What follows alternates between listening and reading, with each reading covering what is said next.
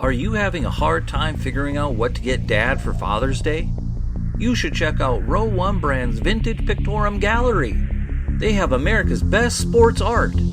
With over 7,200 historic sports prints, you're assured to find something unique for Dad this Father's Day. Instead of a boring old tie, get him a historic baseball photo taken by Henry High Sandom at the historic Polo Grounds Stadium in New York City during the 1894 Temple Cup.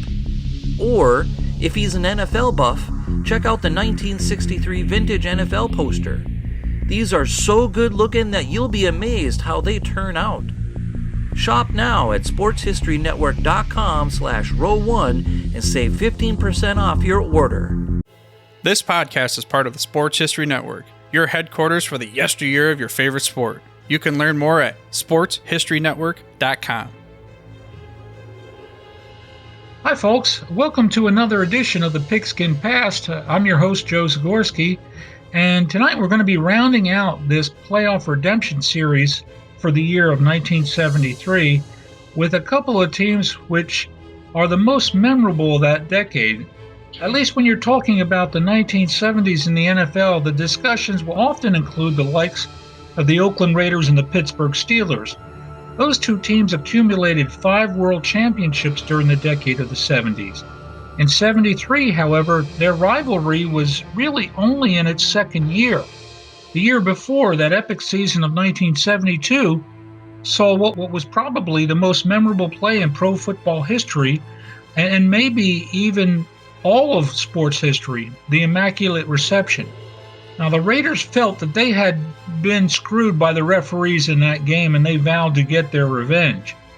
Oakland was 5-2-1 when they got their opportunity for some payback in the 9th week of the 73 regular season when Pittsburgh, who was 7-1 at the time, visited the Oakland Coliseum. The Raiders had everything going for them. They were at home, the field surface was soggy and muddy, the Steelers were ripe for an upset. This would be the game where more was made out of it than the plays on the field. Somehow, several of Oakland's practiced footballs were used in the game. Those footballs came complete with profanities clearly written on them. I found out later why that was. And even worse, those footballs were also vastly underinflated. Pittsburgh quarterback Terry Hanratty told me to forget about the big fuss that was made out of Tom Brady's deflated footballs from a few years ago. Hanratty told me that he could push his thumb into those Oakland footballs all the way down to his first knuckle. That's underinflated. And the reason why there were obscenities written on them? Well, as it turns out, several of the Oakland players decided to start taking things home. So there would be obscenities written on things like shaving cream cans, footballs, you name it. Anything that could be taken home for free had profanities written on it, so the Raiders kids couldn't see it, and that way that would keep them from stealing them. But despite all this, the Steelers managed to beat the Raiders on that day, 17-9. Pittsburgh defensive end Dwight White somehow intercepted 2 passes in Oakland territory to set up 2 Pittsburgh scores. Now, how often does a defensive lineman intercept 2 passes in one game? Rarely, if ever. Now, prognosticators figured that they would witness more strange occurrences when these two teams met again in the first round of the 1973 AFC Divisional Playoffs. The rematch on December 22nd would also be played at the Oakland Coliseum, and it would turn out to be nothing like the regular season meeting.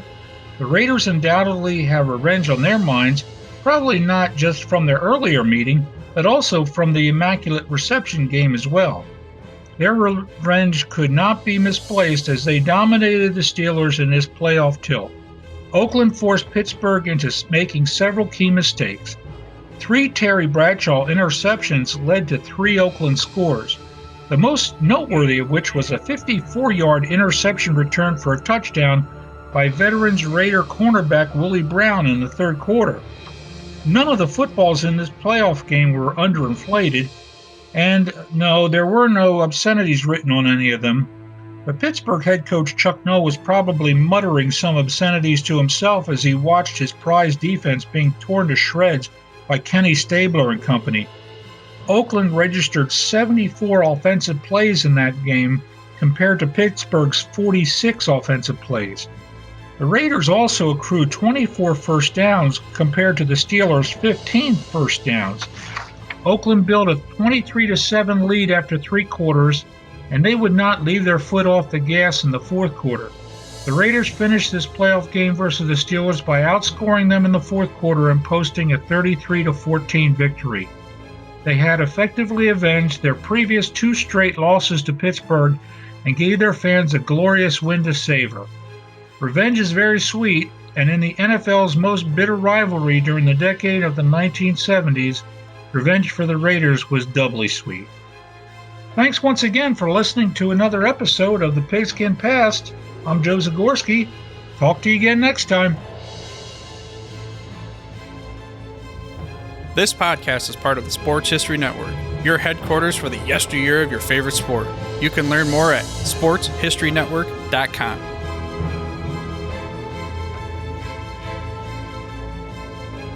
Hi, I'm Oz Davis of the True the Goats podcast here at the Sports History Network. I'd like to take a minute to tell you about quite possibly the greatest website of all time, newspapers.com. If you're listening to this podcast, or any of them at the Sports History Network, you're probably into sports history. And you probably also know that for learning about anything prior to, say, 1990 online, the typical search engines like are nearly completely useless. But then there's newspapers.com. Newspapers.com gives you access to over 640 million pages worth of news from North America, Britain, Ireland, and more, dating from 1798 to last week. Do up a search for Super Bowl I, the 36th Berlin Olympics, Wayne Gretzky's first game, whatever. Newspapers.com takes you there with historical flavor that search engines like just don't give you. And now, get a free 1-week subscription to newspapers.com by visiting sportshistorynetwork.com/newspapers. With a paid subscription, you'll also be helping to support the production of this podcast and other Sports History Network shows. That's sportshistorynetwork.com/newspapers. Newspapers.com. Way better for searches than you know what I'm talking about.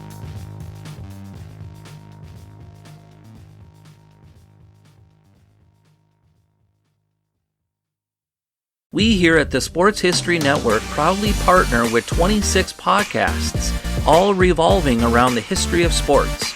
But did you know that many of our hosts were sports history authors way before they started their shows? It's true. We've got Joe Ziemba, host of When Football Was Football, Joe Zagorski, host of Pro Football in the 1970s, Mark Morthier, host of Yesterday Sports, Tommy Phillips, host of Lombardi Memories, and Scott Adamson, co-host of From the 55-Yard Line. All these authors have many books for you to choose from. To check them out, go to our website at sportshistorynetwork.com/sportshistorybooks. Pick up your copy today. Soundtrack provided by Kevin MacLeod of filmmusic.io.